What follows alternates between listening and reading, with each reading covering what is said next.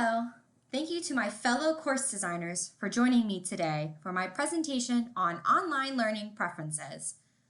I will be briefly going over my research topic, the survey I created, the data analysis tools I used, as well as the responses gathered from the survey. So why choose the topic of online learning preferences? I wanted to focus on this topic because I think it is important for us to consider the possible preferences our students may have regarding certain aspects of our online courses.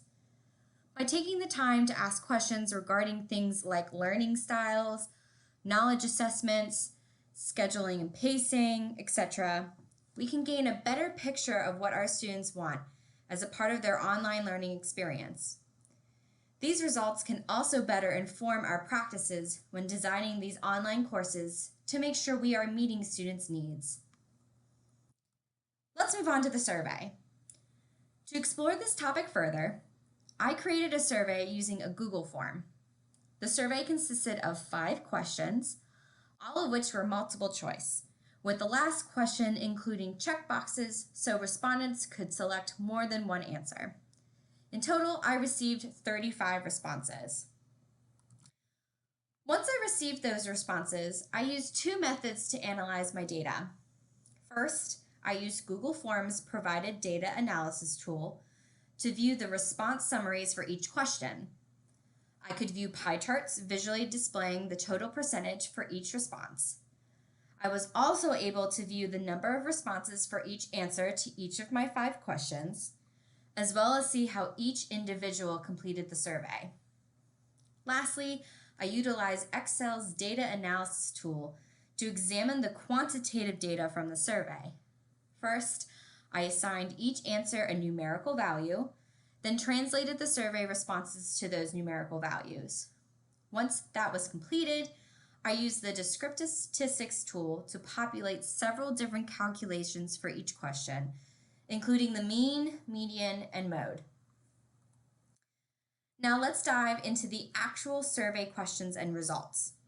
For the purpose of this presentation, I'm going to primarily focus on the percentages associated with each response. Question 1. What learning style do you primarily identify with? For those who answered with visual, I learned by seeing, charts, pictures, PowerPoints, etc., consisted of 40% of the participants. Auditory, meaning I learned by hearing, verbal instructions, recorded audio, etc., made up a much smaller portion.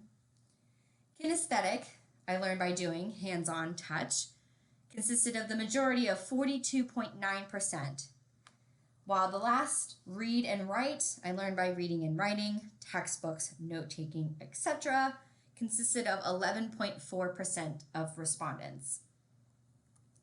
Question 2. What type of learning assessment do you prefer to test your knowledge? 34.3% answered quiz or test, 14.3% answered essay, 8.6% project, 42.9% presentation. Question 3. Do you prefer a traditionally paced or a self-paced course? The vast majority of 68.6% of respondents answered traditionally paced. I like to follow a set schedule for completing a course, while only 31.4% answered self-paced. I like to learn and complete a course on my own time and schedule. Question 4. Would you prefer to have virtual class meetings, Zoom, Google Meet, etc., as part of an online course? Majority of 60% of respondents answered yes, followed up with 31.4% answering only if they were optional, with a smaller percentage as no. And lastly, question 5. How would you prefer to contact an instructor? Select all that apply. Out of the 35 responses, 31 answered email, followed with 5 for phone call. 12 people said text. 14 respondents said discussion board in the online classroom. Then we had a last option that was other, where we had 3 people in total mentioned specifically in person, while 1 specified one-on-one with Zoom.